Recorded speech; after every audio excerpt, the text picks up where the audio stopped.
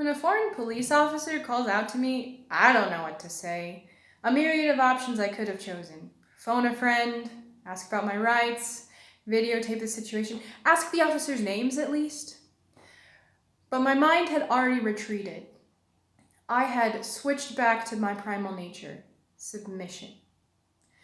Like when the conductor suspends his hands in the air, my spune words are silenced and I wait. And you know that crowd member who claps through the tension, their praise a distraction, reverberating off the walls and calling unwanted attention? Just like them, I seek to disguise myself, to be just another face in a dark theater. But as the clap wanes on and eyes are drawn, their eyes cling to the obvious American. The lips of the officer are a jerking record player.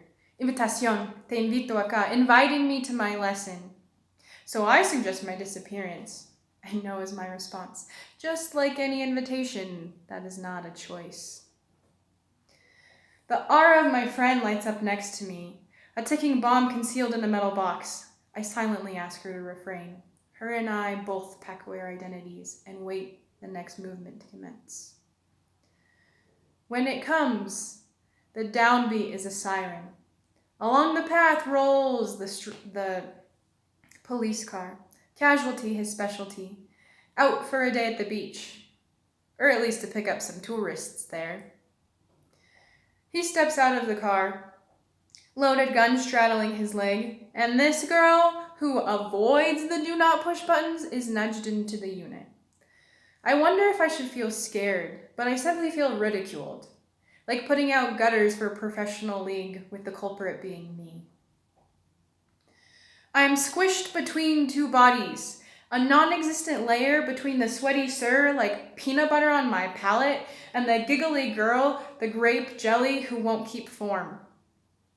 With the radio buzzing meaningless commands and my eyes not noticing a difference between one street and the next, I feel a lion's prey, dragged off to a place I don't know. And even with a road smoother than that back home, the seats vibrate and I'm bobbing about in its mouth. Eventually, we come to a halt, we pile out, find ourselves in the police station.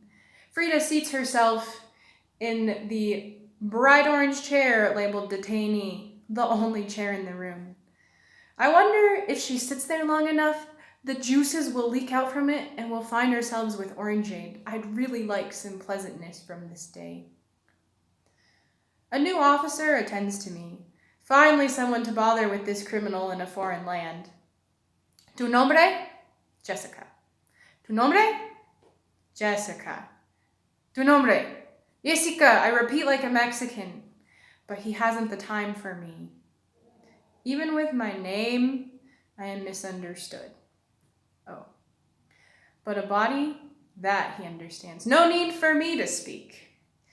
This silenced prey remains as his eyes search my body, knowing no one else will read his report. The smirk on his face reveals a lion before indulgence in a meal. Will there be anything left of me? My belongings are stripped from my grasp. The towel that was my shelter taken from my hands and I'm exposed. My arms and legs so reflective, dressed in my beach clothes. A mugshot taken. Should I smile? I ask for my own sake. No. The cell brings more relief than panic, for the men are barred behind me. Their damaged and daring hands don't reach me.